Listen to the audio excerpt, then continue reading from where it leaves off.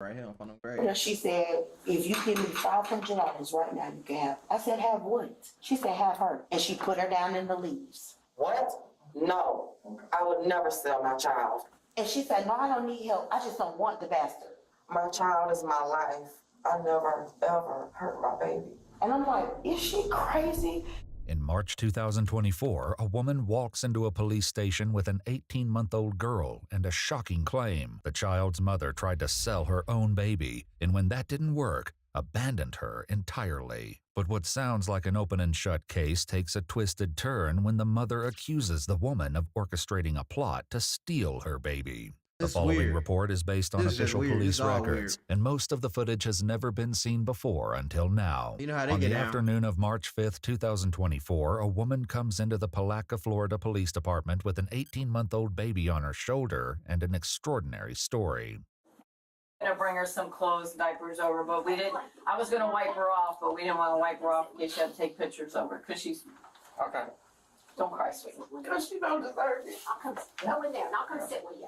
Well, I'll come sit with you. All right. I called DCF to John, and he is on. He's going to be calling me back. Thank you so much for doing this. I know that this is way outside of what I'm a mom first. I understand.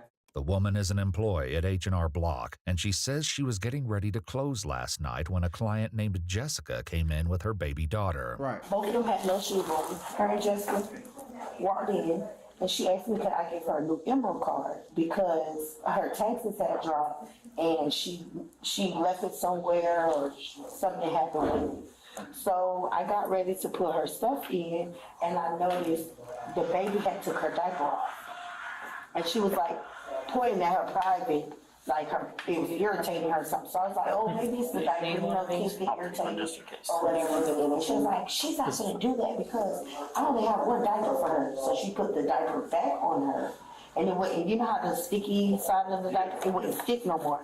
So she like hit her. And was like, you just stupid, you shouldn't have did that. And I was like, what? So I called the police. She says she waited until police arrived and then went home for the night, unaware that her involvement with this woman was far from over. This morning I came 7 a.m. The mom, Jessica, was laying on the AC unit. And she was in a Dollar General's buggy. And it was drizzling. She was asleep and the baby was in there hollering. Well, I said, do you need help? Like, do you need me to call DCF so they can help you? And she said, no, don't worry about it. And she snatched her daughter out the top part and slammed her in the bottom part. The woman says that Jessica left at that point. Not long after, someone at a nearby restaurant calls the police to complain about a woman and her baby walking around asking for food. The responding officer finds Jessica inside, annoyed that someone reported her. Because they were worried about the baby. Because she's throwing a tantrum. No, well, more they wanted to make sure the baby was okay and that you were okay. I'm fine. I'm trying to find emergency housing.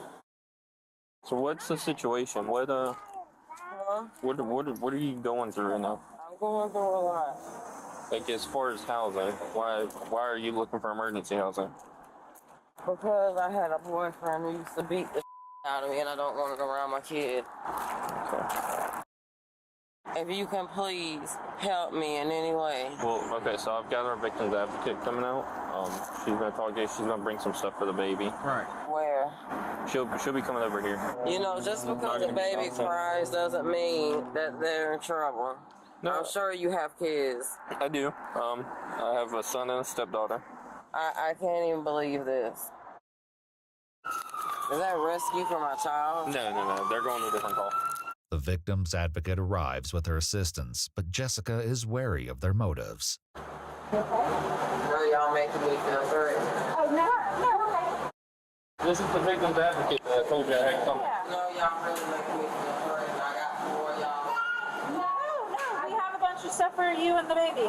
Jessica settles enough to accept the help these women have brought for her, but she doesn't let her guard down entirely. This is weird. This It's is crazy. just right now, I'm needing a place to stay. She thinks y'all are probably trying to take her away from her. No, I'm not taking her away from mommy. But Jessica does wind up separated from her daughter, and according to the woman at the police station, it happened later that day. She came back to our job. At this point, she's yelling at the customers in there to give her money. I said, ma'am, you gotta leave. Like you have to leave now.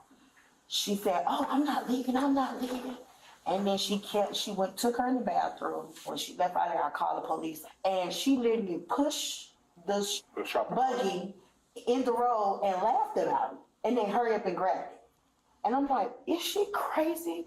She says that although she gave the officer details about Jessica's behavior, she was told that it would come down to her word against the mother's, but it wouldn't be long before Jessica would return yet again, and this time she would come with a shocking offer.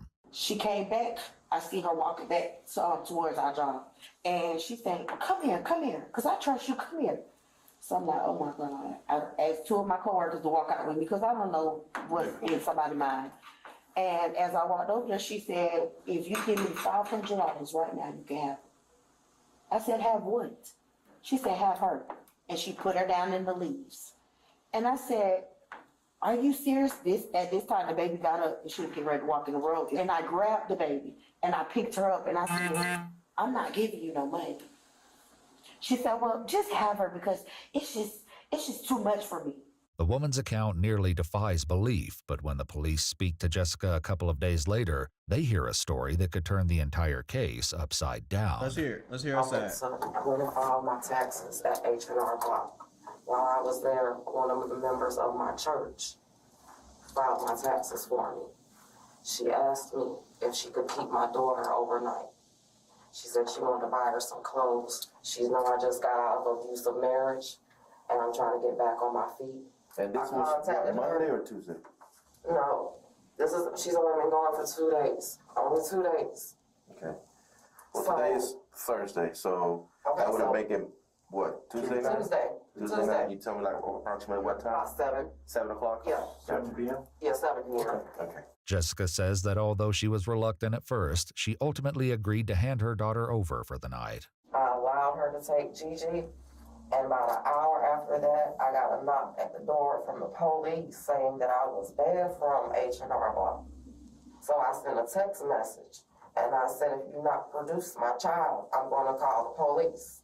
What's the worker that you go to church with? What's her name? Her name's Crystal, but she's the black girl with the pink hair. Jessica paints herself as a caring mother who was tricked into giving up her baby, which is a far cry from the story police heard at the station. So how they know who told the truth? Do you need help? Again, I'm asking you, do you need help? And she said, no, I don't need help. I just don't want the bastard. And I said, okay. And I got the baby. I was crying. I walked across the street and I tried to wake her up.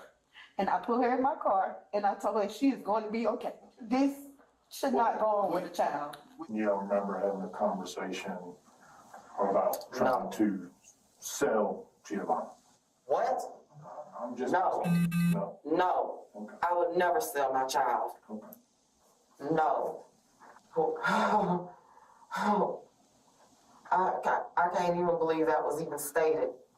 My child is my life. Not only is Jessica's story completely different, she tells the detectives that she knows exactly what's going on here. To be honest with you, my sister, me and her have a very bad relationship. She has wanted my child. She's told lies to my entire family. I believe she sent Crystal to do that on purpose because she laughed yesterday in my face and told me I was going to be in jail. So they set this up. Sounds petty, but it's true. I mean, what would be the reasoning they would do that? Same reason she husband. She's spiteful. At the police station, the woman does express an interest in keeping the child, though it doesn't seem to come from a place of malice. So would DCF let me take her home? Probably not, but I just don't want her to have to go through no system. absolutely not. There might be a way. He might have to come out and look at your house, or he might. So we'll figure something out. But as far as Jessica's concerned, there's no reason why her daughter can't be with her. You know I don't deserve to be in jail for this. I never, ever hurt my baby. If you see her here, she hit her. It's right here. Yeah. You can see it. Yeah. She elbowed her last night. So that was from last night? Oh, you can see it good now. It's swole all right here. The bruise. She got dirt all in her nose. I'm an RN. I can't lose my child or my license. Jessica was a licensed practical nurse, but her license was put on probationary status a year prior when she failed to notify the Board of Nursing that she pled no contest to a disorderly conduct charge. But the detectives are only concerned about Jessica's current story, which seems to have a couple of significant problems. I allowed her to take Gigi, and about an hour after that, I got a knock at the door from the police saying that I was banned from H&R Block. Jessica's stated timeline would put this at approximately 8 p.m. However, the detectives know that she was banned from H&R Block at 11:30 in the morning. She asked me if she could keep my daughter overnight. Right. That would have make it, what, Tuesday night? Tuesday night? Yeah. Jessica says that Crystal took custody of the baby on Tuesday night, which would have been impossible given that the baby was sitting in the police department on Tuesday afternoon. So she is lying. Okay. What's She the lying. worker that you go to church with? What's her name? Her name's Crystal. But there's no one at H&R Block by the name of Crystal. The woman who brought her baby to the police station is named Anita, and she says that she only knows Jessica as a client. So she wasn't lying. Are y'all Okay. gonna let me go? No, man. No, there is a warrant for your arrest. I'm saying, but like, I mean, you are under arrest. In February 2025, Jessica Woods pled no contest to her charges and was convicted of 6 crimes against her child, including unlawful desertion and illegally placing a child for adoption. She was sentenced to 4 years in prison and 10 years of... I could tell. I had 10 years probation too, just so y'all know. But I could tell that she didn't love her child. She was too damn filthy. I appreciate that woman for taking in that child and trying to raise that child, because that woman is dirty, bogus, and disgusting. 10 years probation ain't enough. She deserved 10 years goddamn in prison, 4 years probation. That's what she really deserved.